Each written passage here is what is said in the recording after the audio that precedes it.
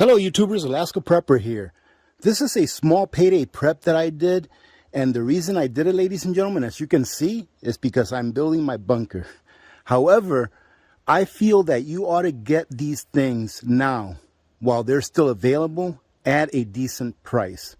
You all know that things have been going up in price, and in my opinion, they're going to continue to go up in price. It's inevitable that things double, triple, and quadruple in price in the years to come. And if you don't know why, just take a look around at what's happening to the prices of everything. Most things are going up, and one of the reasons for that, in addition to supply and demand and shipping shortages or shipping problems, is that the government continues to print dollar bills out of thin air. And whenever that happens, it devalues your dollar bills, which means that it takes more dollar bills for you to buy the same thing that you did a month, 6 months, a year ago.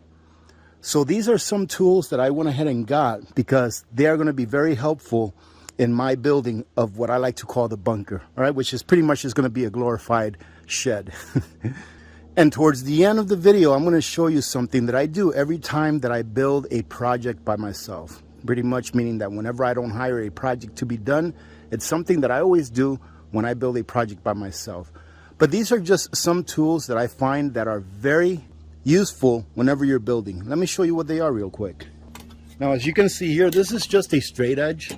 It's a straight edge. It's a glorified ruler. It's a 4-foot long aluminum ruler. But what I use that mostly for is as a straight edge, right? Whenever you're trying to draw a line somewhere, you always find yourself grabbing a piece of wood or something like that that's got a pretty straight edge. But nowadays, you can't even trust the wood to be straight. So I can't really trust wood. So a nice straight edge like this always comes in really handy. Same thing as a square. This is one of the most awesome tools there is whenever you're building walls. Because if you're building walls 2 feet off center, and this is 24 inches from here to here, this is perfect for you to be able to measure out where your wall studs are going to go, right? And it also allows you to find squares, and it's got a whole bunch of formulas and stuff on there that you can actually use to build. That's probably more for the more advanced builders than myself. But what I mainly use this for is to make sure that my corners are square. I put it up against the walls when they're against each other, and I also use it to find 24 inches off center when I build my walls. Now, some people like to use 16-inch off center, but when I build my walls, I'm going to build them 24 off center, but you're going to see something that I do that's special. But that won't be on this video. That'll be on the bunker build video. I also like to call this a square, and this is just handy whenever you're working in tight spaces where you can't really fit, a big square like this. You can use this one. Now, this one here has all of the numbers and degrees that you need in order to get the right pitch on your roof. But that's not how I'm going to do my roof. I'm going to use an archaic way of doing my roof, but this is just very handy to have. I went ahead and replaced one of my Sawzall blades because I used one up the other day. Pretty soon here, I'm going to be doing some insulation, so I went ahead and grabbed myself a nice razor blade knife with extra razor blades. These clamps right here, ladies and gentlemen, are just awesome to have. I mean, you never know, especially when you're working by yourself. You never know when you're going to need that second set of hands, and that's what these are, a second set of hands. So I picked up a couple of the larger ones and a couple of the smaller ones because these things are awesome. Now, these bar clamps are outstanding tools, especially when you're building walls or when you're building a roof. If you need to maybe square your wall because it's a little bit off square and you don't have that second set of hands, you can use this as a little bit of muscle. Now, I like these better than the ones that have the trigger. I have a set of the ones that have a trigger, but those don't seem to hold as well as these do. This is called a bar clamp, and what you do is you go ahead and extend this out as far as you need to extend it out, and then you go ahead and tighten it with this screw right here, and it gives you plenty of play to be able to tighten anything that's up to about 3 feet long. Now, something that I do, ladies and gentlemen, every time that I'm building a project by myself, like for example, had I paid someone to build a bunker for me, it would have cost me probably 3 or 4 times more than what it's costing me to build it myself.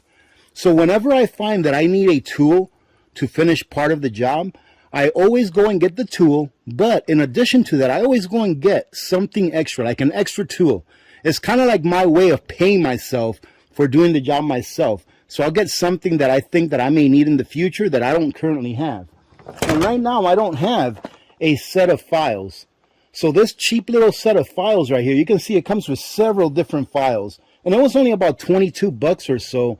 It's not like top of the line, but it'll do in a pinch. So what I'll do is I'll put this away and I'll know that I have it if I ever need it.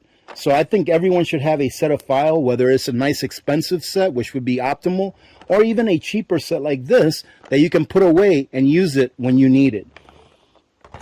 Now, a nice thing to have when you have all sorts of small tools like this is this.